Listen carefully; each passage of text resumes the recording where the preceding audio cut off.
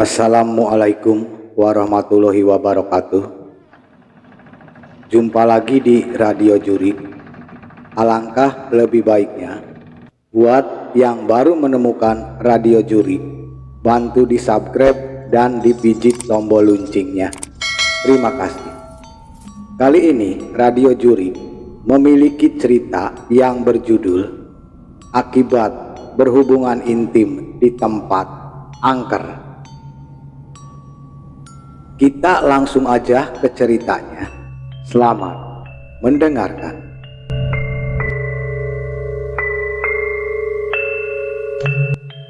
Kisah mistis ini dialami sepasang kekasih di daerah Garut, Jawa Barat. Gara-gara berhubungan intim di bawah pohon beringin yang sangat angker, sang pacar mendadak hamil besar, yaitu janin genderuwo ada di dalam kandungannya.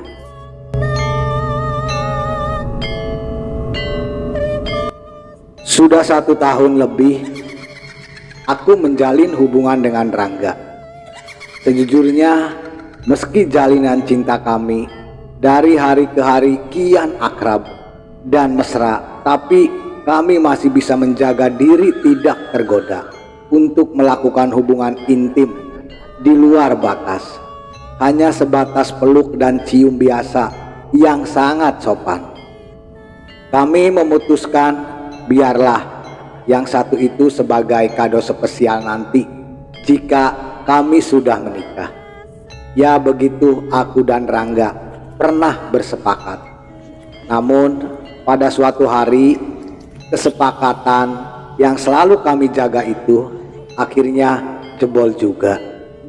Kami bukan hanya tergoda hingga berani melakukan hubungan seks seperti layaknya suami istri, tapi juga telah membuatku hamil besar mendadak yang amat aneh dan mengerikan. Kejadian aneh itu berawal ketika hari itu Rangga sengaja datang ke tempat kerjaanku. Maksudnya selain untuk menjemput aku pulang, juga mengajak aku makan malam di Saung Pani Isan, di sebuah restoran dengan suasana pegunungan yang terletak di daerah selatan Kabupaten Garut. Jarak dari pusat kota ke restoran itu kurang lebih 12 km. Jalan aspal menuju ke restoran itu tidak begitu ramai, tapi syarat dengan panorama alam pegunungan yang hijau oleh hamparan kebun teh. Hari ini aku dapat bonus lumayan dari kantor. Aku mau ngajak kamu makan malam di restoran itu, ucap Rangga sambil tersenyum. Laki-laki yang berusia 28 tahun yang bekerja di sebuah bank swasta itu lalu menuntunku masuk ke dalam mobilnya. Oke, terima kasih banget ya Rangga, tapi awas kalau pulangnya sampai kemalaman, lototku sambil bercanda. Rangga hanya tersenyum mendengar candaanku itu. Namun dalam perjalanan kami yang sangat romantis itu kemudian terganggu oleh cuaca alam yang tidak bersahabat. Di tengah perjalanan tiba-tiba hujan turun begitu deras. Jalan aspal yang kami lalui tampak pekat oleh guyuran air hujan bercampur kabut. Sebaiknya kita berhenti saja dulu gak? Perintahku. Khawatir hujan memang turun semakin deras gak? Iya, tapi kita berhenti di mana? Di sekitar sini jauh dari rumah penduduk. Sisi kiri kanan jalan hanyalah hamparan kebun. Komentar Rangga seperti bingung. Tapi tak lama kemudian Rangga pun menghentikan mobilnya di bawah sebuah pohon beringin besar yang bertumbuh menjulang di sisi kiri jalan. Meski tampak samar oleh guyuran hujan berbaur kabut, tapi aku masih bisa melihat bahwa pohon beringin itu berada di samping gundukan tanah mirip kuburan. Di sekeliling gundukan tanah itu tumbuh beberapa jenis tanaman liar. Untung saja ada pohon beringin besar ini, lumayanlah berhenti di bawah pohon beringin ini. Mobil agak terlindung dari guyuran hujan, ucap Rangga dengan lega setelah mematikan mesin mobilnya. Tapi aku merasa tak nyaman ketika berhenti di sini. Gak, kesannya di sini angker deh, ucapku meringis dengan bulu kuduku yang tiba-tiba meremang. Sementara mataku memperhatikan guyuran hujan dan angin yang menyapu daun ranting-ranting pohon raksasa itu. Entah mengapa, tiba-tiba saja aku melihat ranting dan dahan-dahan pohon beringin itu seperti memancarkan suatu kekuatan aneh yang membuatku bergidik dan merasa takut. Kamu tak perlu takut, Rini. Ketakutanmu mungkin karena pengaruh cuaca buruk di sekitar sini. Sebentar lagi juga hujan reda. Santai saja, ucap Rangga enteng sambil menggeser duduknya lebih dekat padaku. Aku siap jadi pelindungmu, sayang.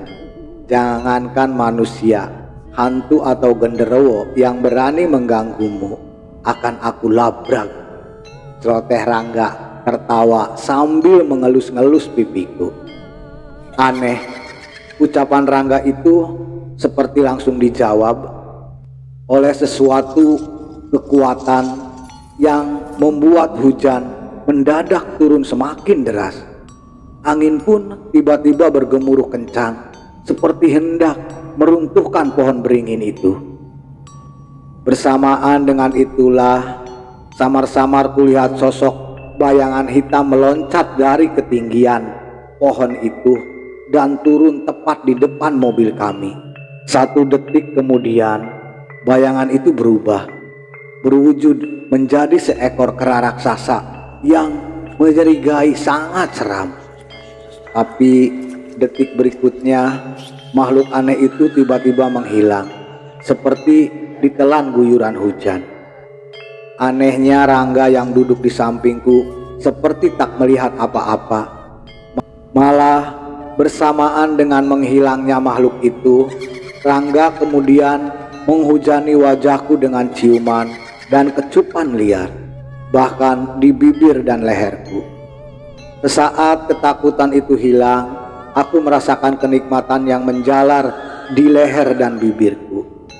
Tapi diam-diam aku merasa heran melihat perubahan pada diri kekasihku itu. Tidak biasanya Rangga bersikap kasar dan liar dalam bermesraan. Dan yang lebih mengherankan lagi, sorot matanya tiba-tiba terkesan aneh. Sorot matanya yang menyala menahan gairah. Gak, sudahlah, aku takut. Tadi aku melihat. Aku memohon padanya. Tapi ucapanku itu terputus karena Rangga kembali mengelum bibirku. Begitu buas namun hangat menjalar di sebuah tubuhku. Rangga seperti sengaja tak memberiku kesempatan mengelak dan berkata, bahkan pelukan, ciuman, dan rabaannya lebih nakal dan berani. Ingin rasanya aku meronta dan memprotes ulah nakal laki-laki yang sangat kucintai itu. Tapi aku sungguh tergoda oleh cumbuan yang gila itu. Yang kulakukan malah membalas dan melayani setiap gerak permainan cintanya. Kami pun kemudian hanyut dalam permainan cinta yang panas gairah. Suara guyuran hujan dan angin makin membuat kami lupa diri. Akhirnya di jok mobil belakang kami lalu memutuskan hasrat seks itu dengan tubuh setengah telanjang dan posisi setengah rebah. Ketika hujan mulai reda, kami masih terkapar kelelahan merasakan sisa-sisa kenikmatan yang baru saja kami lewati. Ya, kesepakatan kami untuk tidak melakukan hubungan seks di luar nikah itu akhirnya jebol juga. Karena hari sudah mulai maghrib, kami membatalkan rencana makan malam di restoran Saung Pani Isan. Kami lalu memutuskan untuk pulang.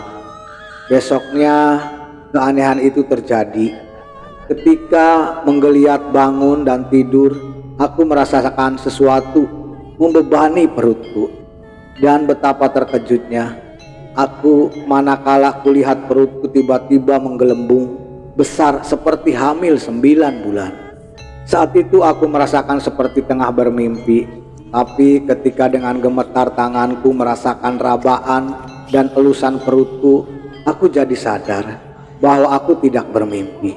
Tidak, tidak, tidak.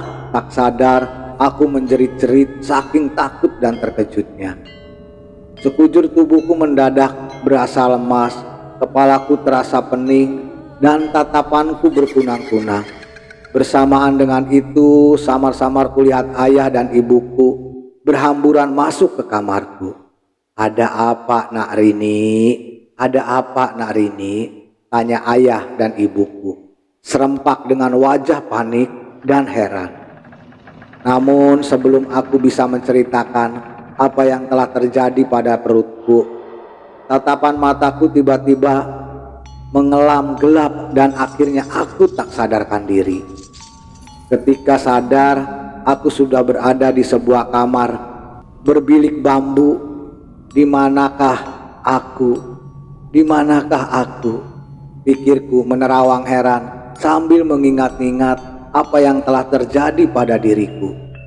Ketika aku mencoba bangkit dan terbaring, tiba-tiba aku merasakan lagi sesuatu membebani perutku.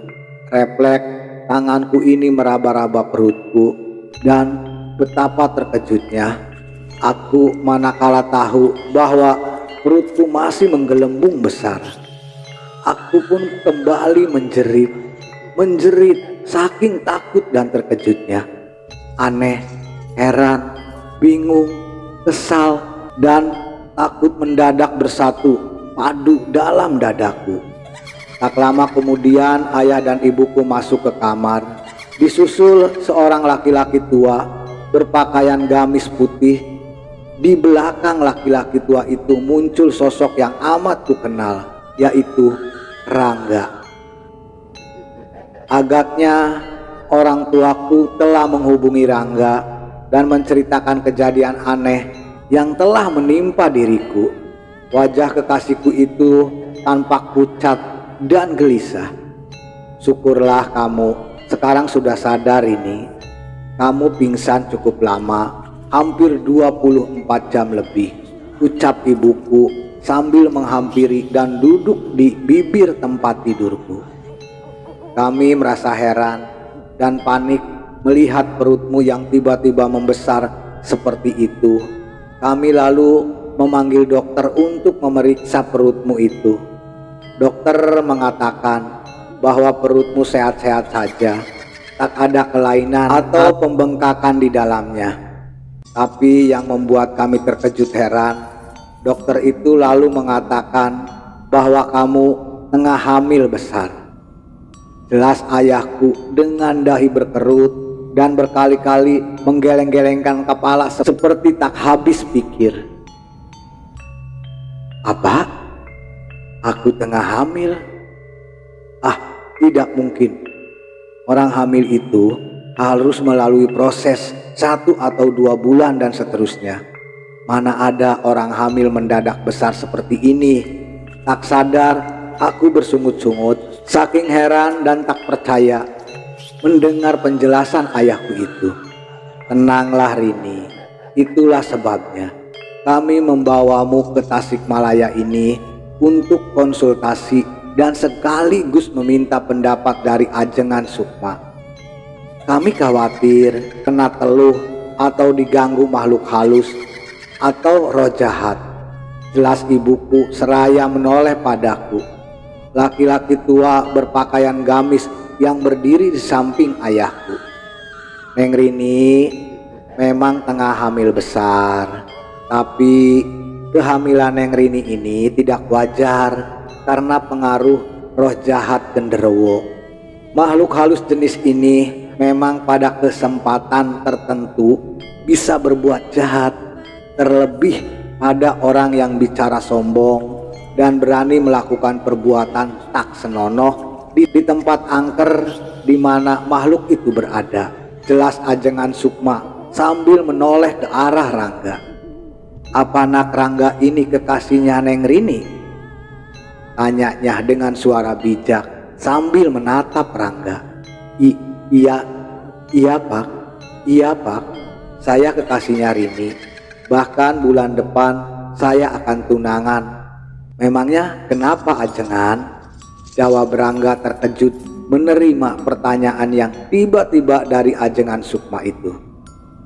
Ajengan Sukma menarik napas panjang, mengelum senyumnya, lalu, maaf, menurut peneropongan mata batin saya, Nak Rangga dan Neng Rini pernah melakukan hubungan intim di tempat angker.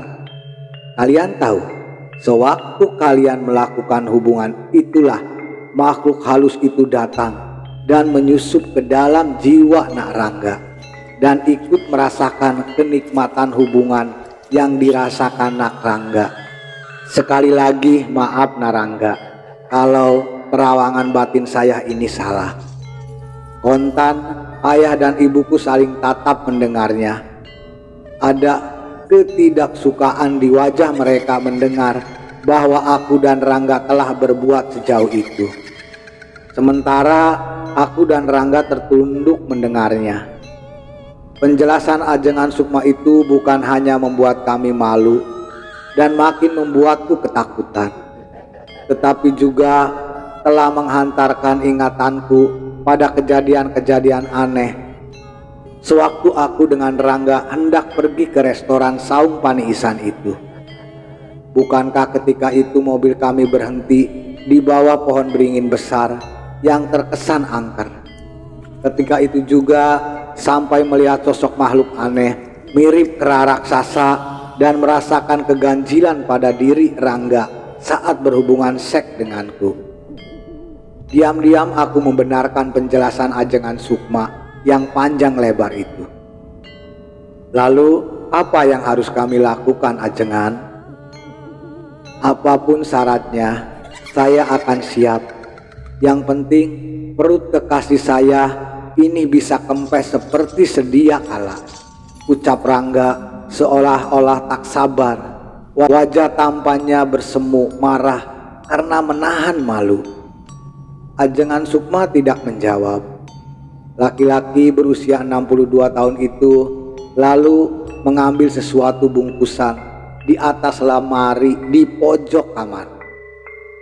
Taburkan serbuk penyinglar ini di tempat kalian berhubungan intim waktu itu. Tapi sebelumnya kalian harus melakoni beberapa syarat. Pertama, kalian harus bertobat dengan melakukan sholat sunnah taubatan nasuha.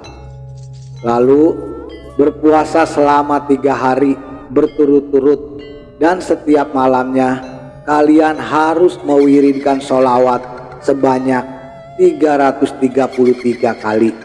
Insya Allah perut Neng Rini akan mengempis seperti semula, jelas Ajengan Sukma panjang lebar. Begitulah, usai melaksanakan syarat yang disebutkan itu, aku dan Rangga lalu pergi ke tempat di mana pohon beringin besar itu berada. Tempat kami melakukan hubungan badan di dalam mobil yang terparkir di bawahnya waktu itu. Sambil membaca sholawat, kami lalu menaburkan apa yang disebut Ajengan Sukma sebagai serbuk penyinglar yang bentuknya mirip tepung putih itu di tanah sekeliling pohon beringin. Setelah serbuk gaib itu kami taburkan, suatu keajaiban pun langsung bersamaan dengan selesainya kami menaburkan serbuk itu. Tiba-tiba dari ranting-ranting bagian atas pohon beringin mengepul asap hitam yang kemudian berbentuk sesuatu gulungan besar. Saat gulungan asap hitam itu bergerak ke sana kemari, namun kemudian membumbung ke angkasa dan akhirnya menghilang ditelan mega. Aneh, bersamaan dengan menghilangnya gulungan asap hitam itu, tiba-tiba perutku yang masih menggelembung besar mengempis seperti sedia kala. Alhamdulillah, ucapku dan Rangga sambil berpelukan dalam suasana haru dan bahagia. Tidak ada kata-kata yang bisa menggambarkan kebahagiaan kami saat itu, selain memanjatkan puji syukur kehadirat Allah Subhanahu wa Ta'ala. Hari itu juga aku dengan Rangga sepakat untuk menemui orang tuaku dan meminta maaf pada mereka, sekaligus memohon restu mereka karena kami akan menikah bulan depan. Selesai. Itulah cerita Radio Jurig yang memiliki judul Akibat Berhubungan Intim di Tempat Angker. Semoga cerita Radio Jurig bisa menghibur teman Radio Jurig semuanya. Alangkah lebih baiknya Radio Jurig bantu di subscribe dan dipijit tombol loncengnya agar bisa mengikuti cerita-cerita Radio Jurig yang lebih seru dan lebih seram lagi. Terima kasih. Buat teman Radio Jurig semuanya, kami mengucapkan selamat beraktivitas dan tetap semangat. Hantu itu ada.